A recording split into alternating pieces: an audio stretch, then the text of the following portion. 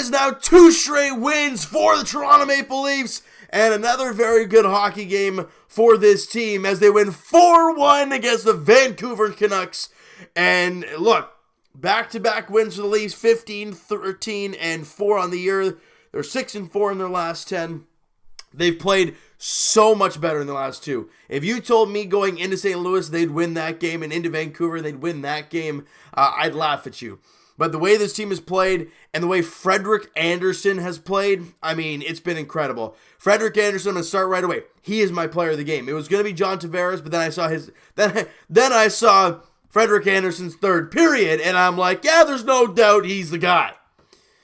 All right, now let's get to the goals here. First off, in the first period, it was kind of a back-and-forth game. Crazy hockey game, though. I got to say, from a non-biased Leaf fan perspective, this game was intense. Both teams played fast. Both teams were flying. And there was tons of chances all over the place for both squads. And it was a crazy, amazing hockey game. So this is the type of game that I like staying up for. Games like this, when it's a great hockey game and the Buds come out on top. Now, first period shots were 11-8 in favor of Vancouver. But again, it's their 0-0 game. Freddie Andersen starting off the game well, keeping this team in it. And in the second period, a minute 45 in, Justin Hall takes a slap shot from the point. It goes wide. John Tavares hops on the puck behind the net. And a quick centering pass as Markstrom's already lying down to Austin Matthews to the back of the net. And the Leafs are now in front. It is 1-0 Buds, a minute 45 into the second period.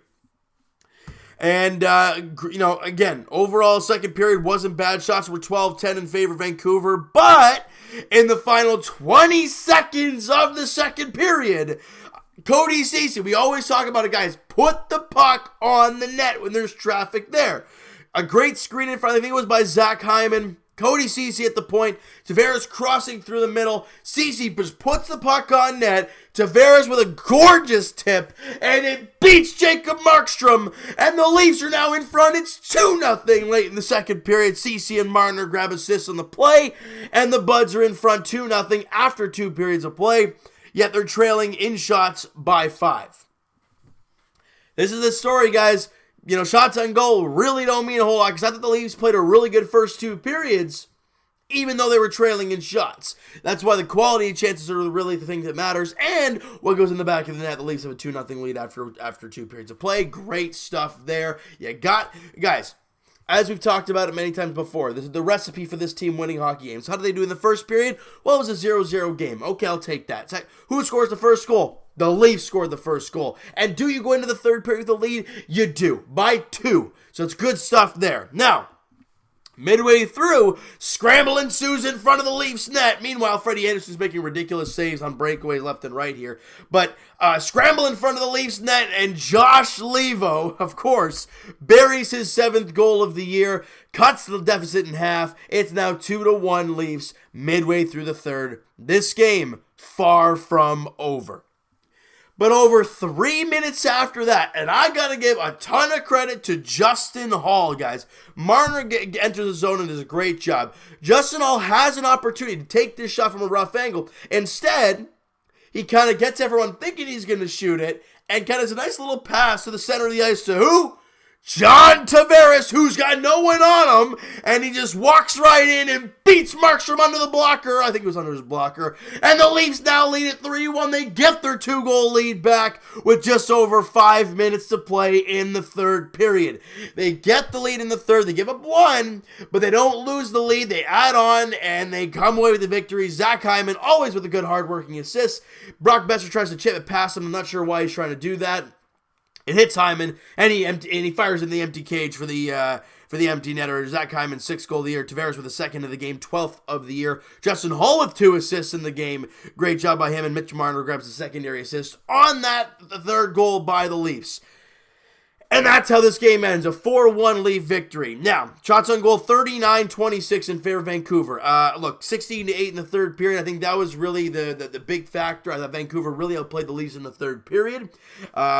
I think they had 4 breakaways in the third period. You just can't let that happen. Frederick Andersen, though, up to the task. Stopped all 4 All 4 breakaways. I think 2 or 3 of them were to Brock Besser, and he stopped them all. Great. Frederick Andersen, the player of the game, no doubt, guys. He made some huge saves in this game.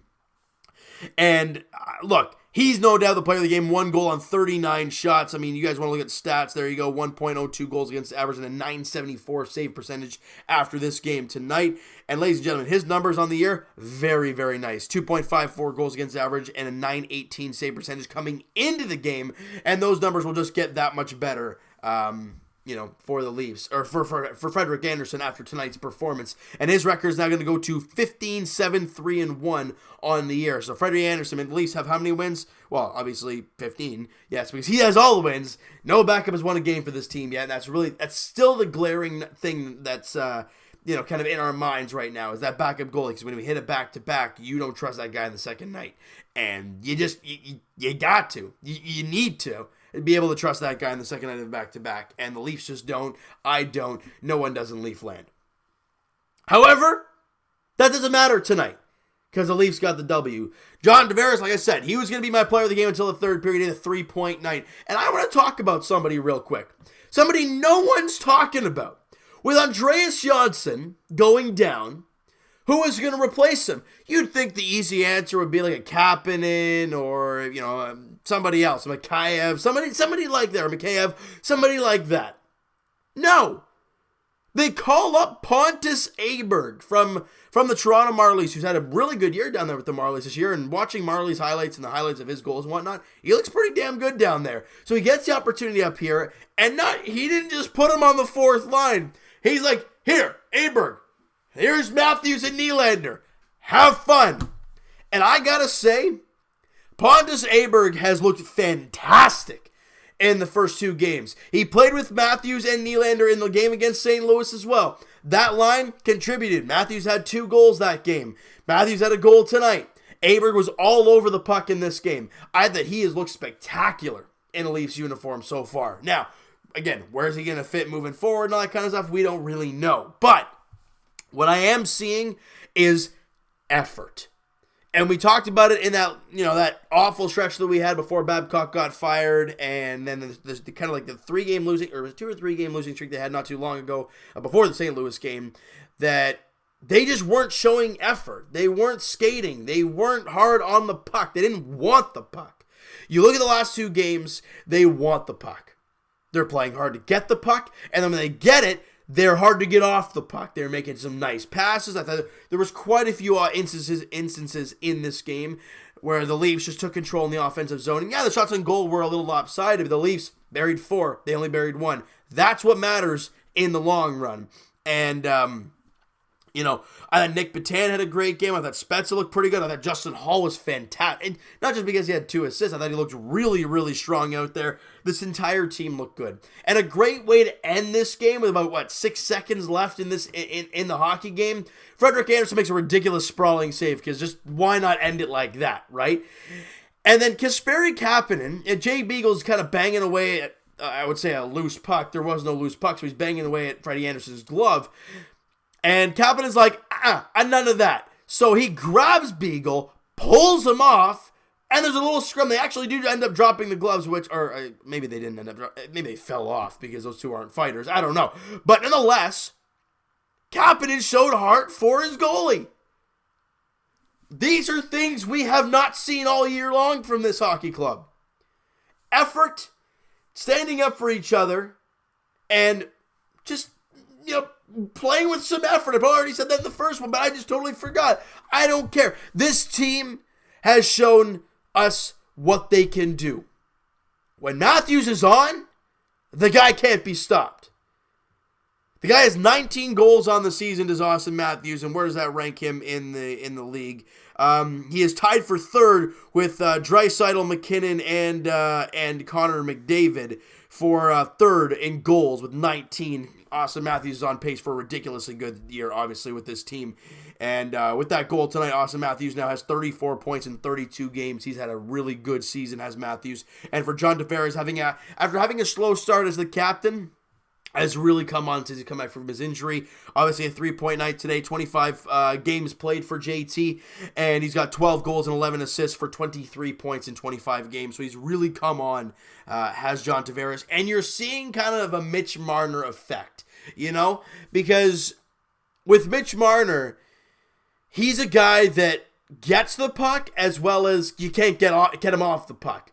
And there was a lot of instances. I think on the it was either the first goal or the second goal. Which one did he get an assist on? It was the second goal. Because Mitch Marner picked up the loose pucks, but went around the back of the net, fired to the point to Cody Ceci, and that puts the puck on net. Again, Mitch Marner is the driving force of that line. Look, you can see when Mitch Marner was in the lineup, you saw what John Tavares was all about. He was kind of having holes. He wasn't doing a whole lot, and it wasn't looking really good. But with Mitch Marner in the lineup, you have seen it as clear as day. When Marner is out there, JT is that much better. And heck, the Leafs are that much better with Mitch Marner out there. It's so nice to have him back. The Leafs are playing a lot better hockey lately. They've beaten a couple good teams. You beat St. Louis in St. Louis 5-2.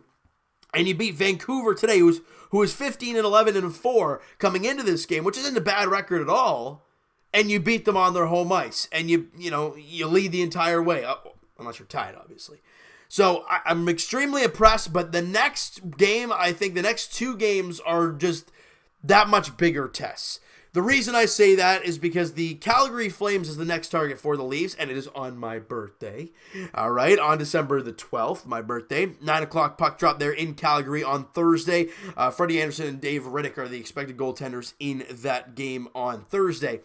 The reason that's a big game, they fired their coach, Bill Peters, and since the new coach has come on, they've won 6 straight games. They're 6-0.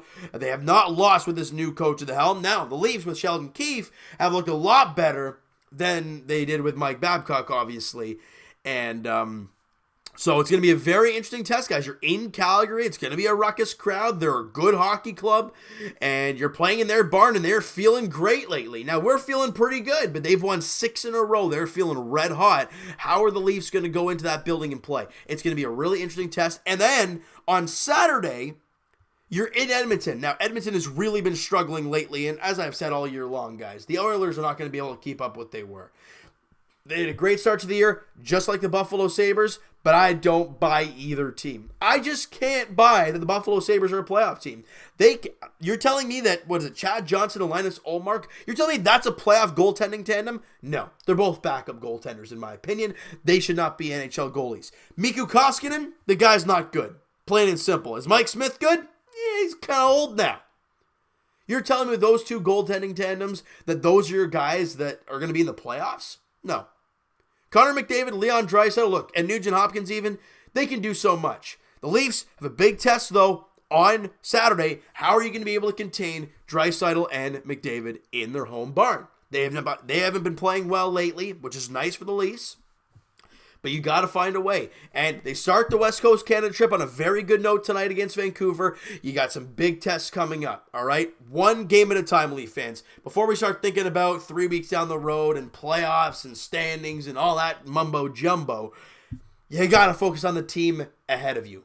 And I'm not talking about standings-wise. The game ahead, the next contest. And it is on Thursday in Calgary, taking on a red-hot Calgary Flames team who's won 6 in a row. Dave Riddick and Frederick Andersen, the expected goaltenders in that game on Thursday. All right, so you know what, guys? That is going to do it for this one. If you guys enjoyed this video and you guys enjoyed the hockey game there this evening, smack the like button. Do appreciate that. Hit the subscribe button if you guys have not already. Comment down below your thoughts on the game, your thoughts on the video. Who is your MVP in this game? I think if Frederick Andersen did not have the third period that he did, I think it would be a little bit more in question. But Frederick Andersen, to me, is a unanimous, in my opinion, that he is the MVP in this hockey game. JT was fantastic. The Tavares was all over the place. He was fantastic. But Frederick Andersen faced four breakaways in the third period and steered aside 15 of 16 shots in that third period to preserve the win for the Leafs. He's my MVP, no doubt. All right, so guys, let me know everything you want to talk about when it comes to this team. What do you think? What are your expectations for that Calgary game on Thursday? All right, Twitter is down below for myself, guys. Follow up, send me a DM, do all that great stuff. Also, the Patreon account, if you guys have not signed up, I only have one guy right now. So if you guys are interested in signing up to the Patreon account, the link is in the description for it. If you guys are interested in doing that, great. I will be more active once more people sign up. And it'll be a lot of fun. Guys, I mean, if you guys are interested in kind of seeing live reactions or right after goals go in, I'll be right on like, oh, that was gorgeous. You guys see that kind of thing? Whatever. Just be interacting with you guys almost on the constant. And I want to be able to do that with you guys. Patreon is the way to go. The link is in the description for that. All right? So, I will talk to you guys Raptors edition tomorrow. And probably the most highly anticipated game of the season. Kawhi Leonard makes his return to Toronto since winning the NBA championship. And at 7 o'clock tip-off there at Scotiabank Arena, there's going to be a ceremony for Kawhi. Obviously, he's going to get his ring. And I swear, I don't think the fan base is stupid enough to boo him. The guy deserves an ovation. That's all I got to say. He deserves an ovation, no boos. The guy helped us get a championship. He was an integral part of getting a championship. The guy deserves a standing ovation. That's at 7 o'clock tomorrow night. All right? And as for the Leafs, as we've talked about many times tonight, they are in Calgary taking on the Flames there on Thursday night. 9 p.m. puck drop. Frederick Andersen, Dave Riddick are the expected goaltenders in that game on Thursday. Thank you guys so much for listening and watching. Hope you guys enjoyed this video. Talk to you guys then.